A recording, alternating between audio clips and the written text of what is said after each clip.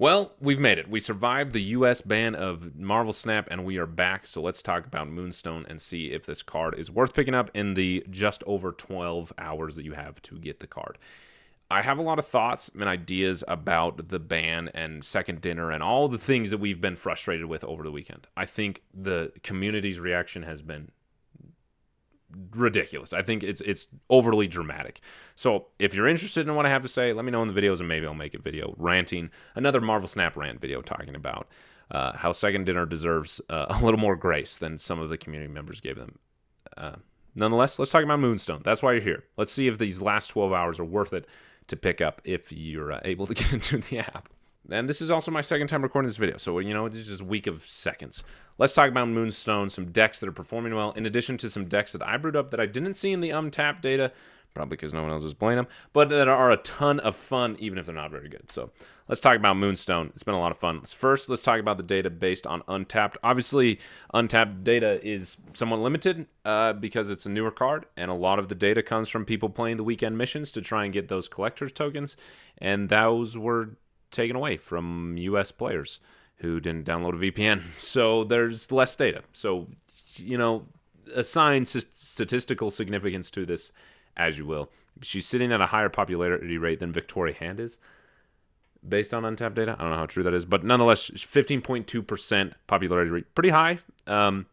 Win rate, 51.6%, so just barely above average, and then not a great cube rate at 0.19 data. So, it's similar to what we're going to talk about in this whole video, kind of just being mid, which comes down for her being either really great, absolutely hitting, or really missing, and really relying on synergies of other cards, obviously, because that's her whole ability.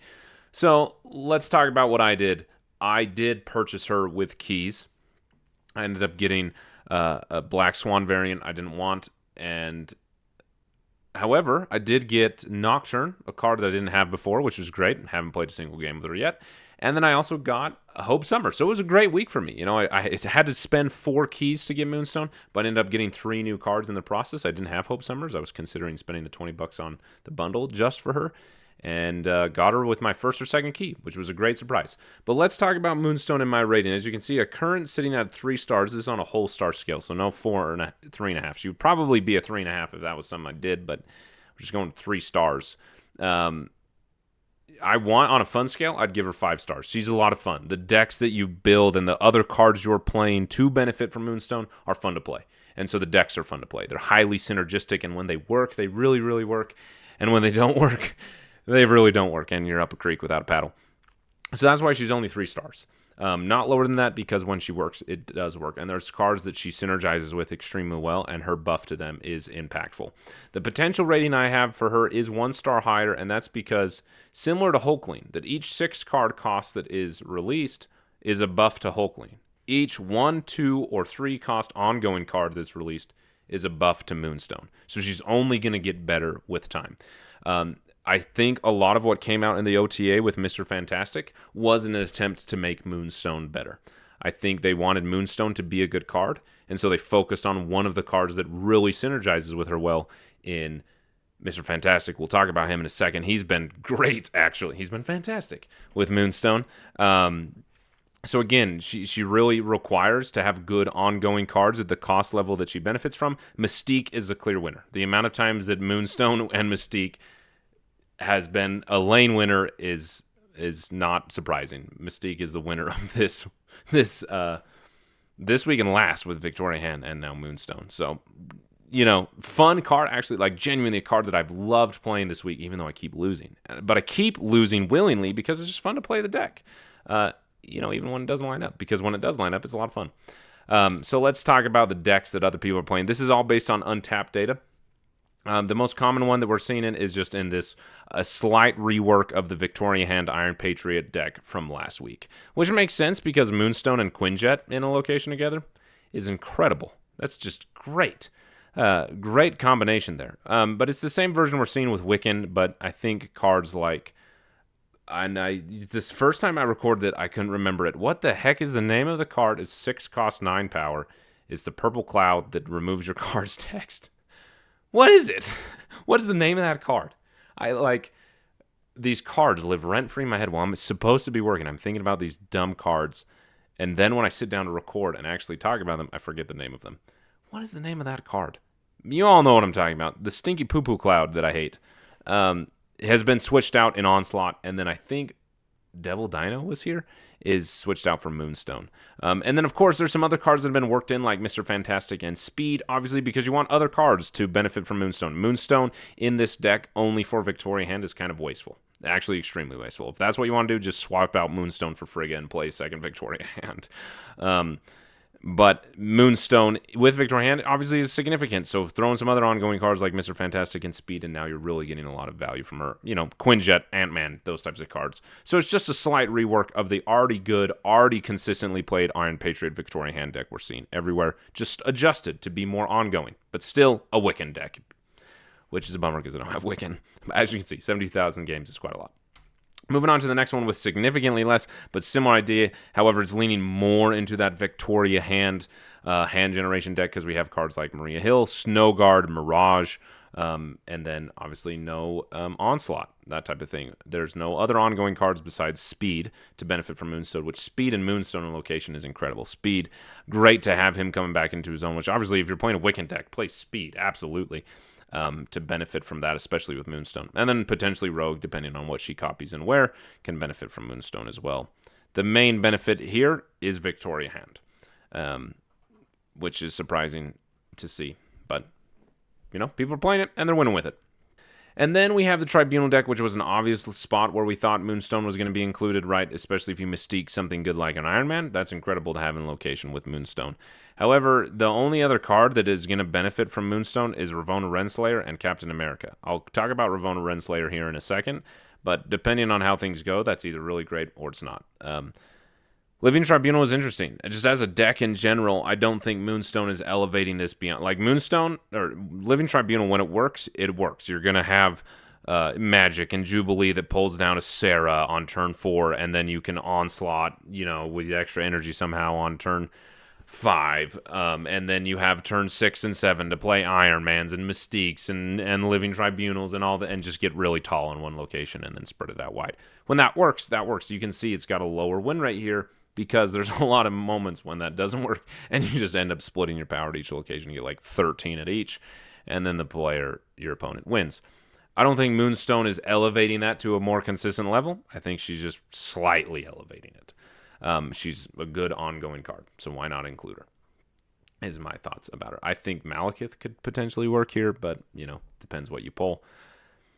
So, you know, it's hit or miss. It's got a lower win rate, as you can see. I personally have just was kind of like, I was so excited. For the longest time, I've been wanting to play Living Tribunal because Onslaught, and when I first started playing Marvel Snap when it was brand new, Ongoing was my favorite archetype. I thought Onslaught was one of the coolest cards you could play. I thought he was the coolest thing. Onslaught and Iron Man was like my combo back in the day. I thought that was so cool. And so I always wanted to play Living Tribunal because I didn't have that card. And then I got it a few weeks ago and played a few games with it, and I was like, well, that was boring, and moved on. So if you've got a good Tribunal deck, let me know in the comments. I'd love to play it. Give it another shot. I don't think the Moonstone is particularly impactful in this deck, but that's how it goes. So then we have Patriot, which is the other deck that a lot of people were talking about. Is kind of tricky to play. There's a lot of times that, for me, it's sitting at a 56% win rate here, but for me, in the version that I played, I was probably at like a 30%. I lost so many games, it just wasn't lining up. It's very telegraphed, and of course, people are playing to counter Moonstone because it's her week. Moonstone's going to get better when it's not her week, that type of thing. But Dazzler is a great inclusion, a great card to buff by Moonstone. Because if you've got Patriot and then you Mystique the Patriot in one location and then you Moonstone that, obviously that's great for your other locations. That's great for your Ultron bots. They become like 12 power, I think, if I remember right. But that location with Moonstone, Mystique, and Patriot, you are losing because you have no power there. You've got 7 power. However, if you play with Dazzler there, now we're talking serious. That's a lot of power, especially with your other locations full,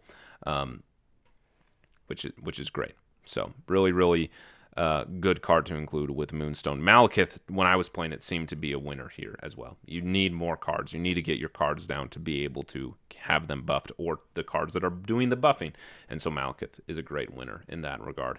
I saw some people playing a version of this where they were including Mr. Sinister. Just a quick thought about that I had. Rambling a bit. I'm trying to be quick because this is my second time recording this.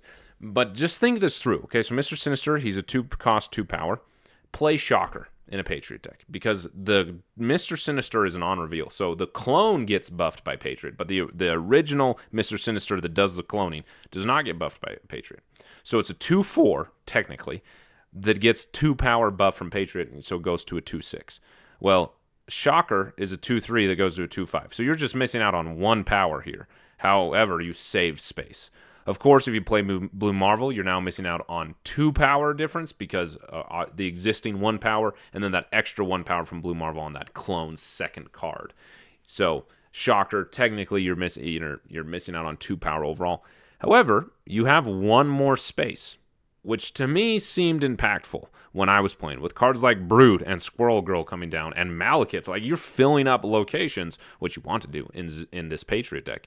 However, Mr. Sinister just was a little too much in my experience, and I thought that Shocker was a better inclusion. The 2 power that you're missing, if you do get that Blue Marvel interaction, is worth it for the space that he enables. So that was just my thought. Obviously, maybe don't take my advice. I mentioned I had like a 30% win rate. That's just made up. I have no data on that. It just wasn't great as I was playing it. So those are the decks that people are playing. Obviously, the Cope one that we all wanted that could not even squeak out a 1/10 of a cube, horrible win rate. It is the hope, the dream is so alive with this in Cerebro 6, and it just doesn't work well. When you get Cerebro and Mystique and Moonstone in one location, that is +8 power to all of these cards. That's 14 powered cards just everywhere. Okay, not everywhere. To that point in a second here, which is just great. Really, really powerful deck. When it works, and it's rare when it works. So there's not a lot of 6-powered cards. They're expensive. So Malekith is a way to just try and get more cards down. Annihilus is also a fun inclusion, obviously because you're playing the Hood to get a Demon, which is a 6-powered card. Great inclusion. And then Annihilus to get rid of the Hood. You can play Annihilus and the Demon on turn 6. That type of thing. Nico is a card that I saw people including as well as a way to turn something into a Demon as well if you get the right spell, or destroy the Hood, that type of thing. My particular opinion, I don't think this one worked particularly well. Obviously, when you can get Moonstone and Ravonna in a location, again, more on Ravonna in a second, it works out really good, but it's just inconsistent. You got to hit Star-Lord for it to be worth anything. And then you're also just don't have enough cards on the board for it to be impactful. You got to play perfectly to have the perfect card placement for it to be impactful, which most of the time you're just not able to do. The other thing that I've seen, and this is someone who plays Cerebro very consistently, I love my C3 deck. It's spent hundreds of games with it, probably. I love Cerebro. I love C3. So I play Cerebro. And in my experience as a Cerebro gamer, location control and location knowledge is one of the most important things. You've got Luke Cage here, which I'm so sad no longer works in C3. Well, no one gets buffed in C3. Sad nerf to him. Nonetheless, with Cerebro, location control is important, right? You got Luke Cage to prevent, the sewer or whatever that one is that gets -2 and -3, those types of things, to prevent you from losing power or from hazmat affecting your cards, that type of thing. However, you also don't have a way to turn off cards like Nidavellir that gives +1, or the one for Nova that I can't remember the name of that gives +1 power. I think I said Nidavellir gives +1, gives +5. Or Muir Island that gives you +1 power each turn your cards are there. You don't want that in a Cerebro deck, believe it or not. You want all your cards to be the power that they are, or else Cerebro doesn't work. And so having an option to turn that off with Magic is the one that I usually prefer, also because turn 7 is impactful in a C3 deck. Scarlet Witch, that type of thing. There's just it's not cost effective in this deck, and so it's more challenging to play, and that win rate and cube rate reflects that. However, I don't think that this is the version of Cerebro 6 that is going to work. I have a version here that's on screen that I've been playing that is less focused on the 6 power from Cerebro focus and more just a little bit focused on Cerebro plus some other good ongoing cards like Iron Man. Again, also not great, just fun to play. Just trying, because when it works, I just want it to work. I was so excited when Moonstone was revealed as a 5 power card because I thought C5 was going to get amazing. But one of the biggest challenges about C6 is that you can't get enough cards down, right? C3, the cards are cheap enough that you can just get them down pretty easily. C5, you have cards like Dr. Doom and Scarlet Spider to get more cards down because that's what you need. Like, you need the cards to get buffed by Cerebro. That's great that you've got one Annihilus in a location. He is a 14-powered card, but one 14-powered card is not enough, right? You need 2 of them to win that location, maybe even 3, and it's hard to get that many cards in 2 locations with how expensive these cards are. So that's why I think this version that I stole from a moderator in the Discord is great with Nimrod. I wish I had Nimrod because I would play this deck.